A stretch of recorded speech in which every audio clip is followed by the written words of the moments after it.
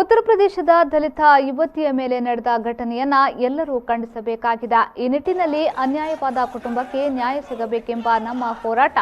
ಈ ಹೋರಾಟ ಇಲ್ಲಿಗೆ ನಿಲ್ಲದೆ ಗ್ರಾಮ ಮಟ್ಟದಲ್ಲಿ ನಡೆಸಲಾಗುವುದೆಂದು ಮಾಜಿ ಸಚಿವ ಶಾಸಕ ಯುಟಿ ಖಾದರ್ ಹೇಳಿದರು. ಸುಳ್ಯದಲ್ಲಿ ವಿವಿಧ ರಾಜಕೀಯ ಪಕ್ಷಗಳ ತಾಲೂಕಿನ ದಲಿತ ಸಂಘಟನೆಗಳು ಹಾಗೂ ಸಮಾನ ಮನಸ್ಕರ ಸಹಯೋಗದಲ್ಲಿ ಉತ್ತರ ಪ್ರದೇಶದ ಹಥರಾಸ್ನಲ್ಲಿ ದಲಿತ ಯುವತಿಯ ಮೇಲೆ ಸಾಮೂಹಿಕ ಅತ್ಯಾಚಾರ ಮತ್ತು ಹತ್ಯೆ ಪ್ರಕರಣದ ವಿರುದ್ಧ ನಡೆದ ಪ್ರತಿಭಟನೆ ಮತ್ತು ರಸ್ತೆ ತಡೆಯಲ್ಲಿ ಭಾಗವಹಿಸಿ ಮಾತನಾಡಿದರು. ಮೋದಿ ಸರ್ಕಾರ ಆಡಳಿತಕ್ಕೆ ಬಂದಾಗ ಬಲಿಷ್ಠ ಭಾರತ, ಸ್ವಾಭಿಮಾನದ ಭಾರತ ಕಲ್ಪನೆ ನಮ್ಮದು ಎಂದು ಹೇಳಿತು. ಆದರೆ ಈಗ ಅತ್ಯಾಚಾರಿಗಳನ್ನು ರಕ್ಷಿಸುವುದೇ ಅವರ ಕಲ್ಪನೆಯೇ ಎಂದು ನಾವು ತಿಳಿಯಬೇಕಾಗಿದೆ. ಉತ್ತರ ಪ್ರದೇಶದ ಘಟನೆಯ ಬಗ್ಗೆ ಬಿಜೆಪಿ ಯಾಕೆ ಮಾತನಾಡುವುದಿಲ್ಲ ಎಂದ ಖಾದರ್ ಅವರು, ಬಡವರಿಗೆ ಸಾಮಾಜಿಕ ನ್ಯಾಯಕ್ಕಾಗಿ ಹೋರಾಡಿದ ಕಾನೂನು ತಂದ ಪಕ್ಷ ಇದ್ದರೆ ಅದು ಕಾಂಗ್ರೆಸ್. ಅನ್ಯಾಯದ ವಿರುದ್ಧ ನಮ್ಮ ಹೋರಾಟ ನಿರಂತರ ಎಂದು ಹೇಳಿದರು.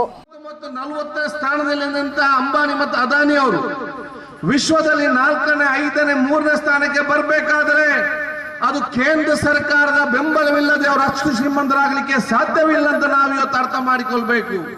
ಅದಕ್ಕಾಗಿ ದೇಶದ ಯಾರು ಕೂಡ ಒಬ್ಬರು ಕೂಡ ಇವತ್ತು ಬಲಿಷ್ಠರಾಗಲಿಲ್ಲ.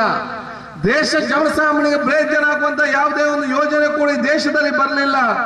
ಬಿಜೆಪಿ ಇವತ್ತು ಕೇಂದ್ರದಲ್ಲಿ ಅಧಿಕಾರಕ್ಕೆ ಬಂದು ಏನಾದರೂ ಒಂದು ಯೋಜನೆ ಆಗಿದ್ರೆ ಅದು ಶ್ರೀಮಂತರನ್ನಾಗಿ ಮಾಡಲಿಕ್ಕೆ ಯೋಜನೆ ಆಗಿದೆ ಹೊರತು ಈ ದೇಶ ಜನಸಾಮಾನ್ಯರನ್ನು ಬಲಿಷ್ಠ ಮತ್ತು ಸ್ವಾಭಿಮಾನ.